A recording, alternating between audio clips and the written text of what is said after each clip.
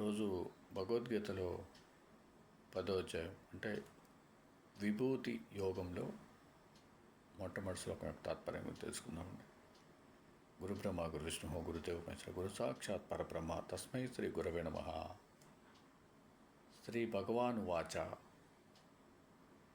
భూయ ఏవ మహాబాహో శృణు మే పరమం వచః యత్తే అహం ప్రియమానాయ వక్ష్యామి హితకామ్యయ.